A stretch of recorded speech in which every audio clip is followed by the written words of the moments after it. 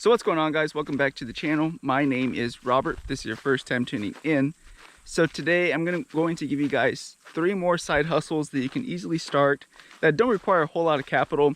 In some cases may not require any capital if you already have the equipment. So again, my name is Robert. If you gain any value from this, don't forget to like, share, and subscribe to the channel. It goes a long way and it helps me out tremendously.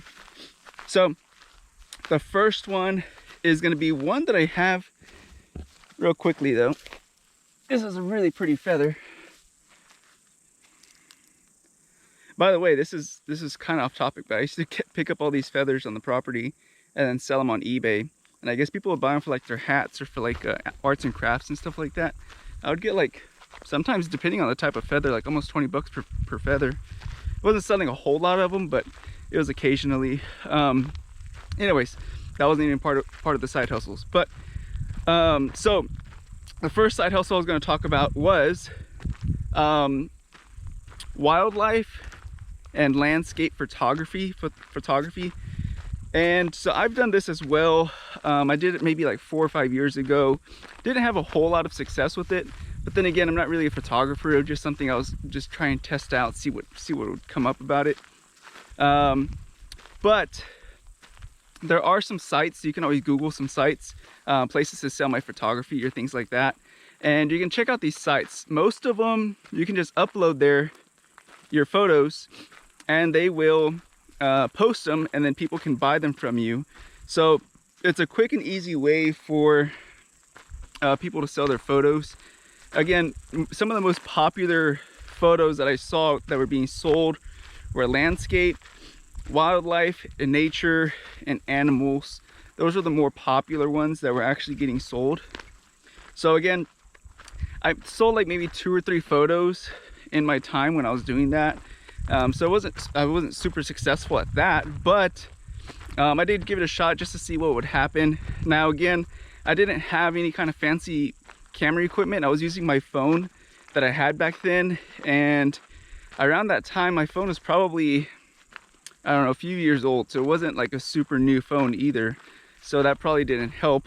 The quality wasn't that great. In the past 5 years, phones have really come up quite a bit, so it's probably a little bit different today. But anyways, today I actually have some really good photos of wildlife and landscape that I could actually sell, that I took with my phone. But I haven't done it yet, but those are some options that you can do. You can sell these photos online. Now you can also license these photos and sell them to shops and businesses as well, or you could also make digital prints, print them out, or even put them on canvases. If you're really good at photography, get them printed on a canvas and go to these local like pop-up stores or even farmers markets and sell your photos. So we took a trip to Florida, to Key West, and I took some really good photos of like this sailboat coming onto like a sunset. It was a beautiful photo. I thought it was really good. So I actually put it on a canvas, and a lot of people that see that photo, which we put it up in one of our Airbnbs, thought that it was like a printed photo that we just bought, but it's actually a photo that I took, and that was kind of more recently. But those photos will sell. Like I said, landscape, wildlife, animals, any kind of like mountains, sunsets, water, lakes, things like that. They sell really well. People like that stuff. So yeah, just some ideas on what you can do with photos. Now again, anyone can do this, right? You can just be a stay-at-home mom. You just go out there to maybe your local park and you go and capture some birds in the trees. You go and capture some squirrels, go and capture, you know, here we have roadrunners, deer, whatever. And you take high quality photos, you get them printed, and now you can go around and sell these photos. So it's pretty simple if you have the time for it and if it's something you're interested in. Now the next one I'm going to talk about is renting out tents. So you can actually rent out, these aren't like camping tents, although you could do that as well, but these are more like tents for events. Yeah, that kind of rhymes. Tents for events. You can buy these large tents that maybe you already have an event, maybe you're just going to buy it for your event. After you're done with your event, you can actually rent out these tents. I see them being rented online all the time, anywhere between $100 to $200, $300, sometimes even more, depending on the size and the quality of the tent. Some tents do have like spaces for air conditionings or fans and things like that. There's some pretty nice tents out there, and those are mainly like for weddings, big gatherings, parties, whatever. People are renting these things out. Like I said, they probably bought them for themselves, figured, hey, why not make some money on this thing, and they rent it out. So it is pretty popular. I see people doing it in my area. I'm sure over in the big metropolitan areas, people are probably doing the same thing as well. But again, it's a simple way. It doesn't take a huge investment.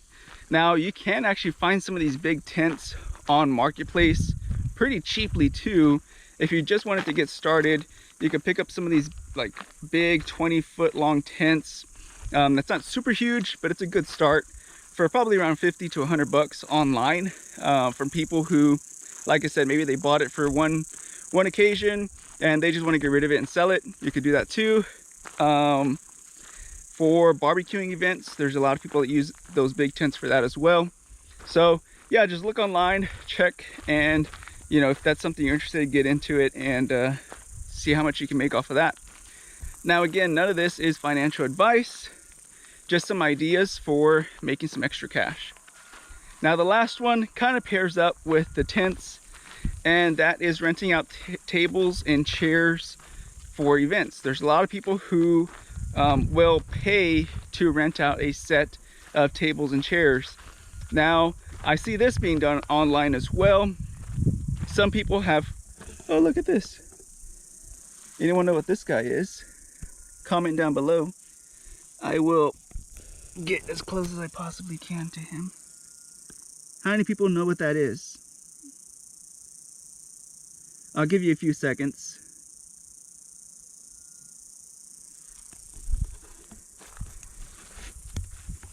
So that is a horny toad, is what we call them here, but it's a Texas horned lizard. They're actually kind of, I think, endangered, but we have a lot here because we have a lot of fire ants, and that's one reason we don't really kill off the fire ants, is because those things are endangered and those things are food for them. I don't believe there's any law against killing the fire ants, but we kind of like those little guys. I used to play with them all the time when I was a little kid, and hadn't seen any for a long time until I bought this property, and then they were out here, and now we've just been kind of protecting them as much as we can, and just giving them as much food as we can too. Naturally food, right? Basically just not killing off the fire ants. But anyways, like I was gonna say, the tables and chairs, those typically go for about $10 to $20 online for a set to rent it out for like a table and chair set. Again, depending on the type of chair, depending on the type of table. There are circular tables, there are square tables, there are rectangular tables. All that's going to affect the price. For like the fancier ones, the ones that are circular, people usually rent those out for like weddings and things like that. They're charging more.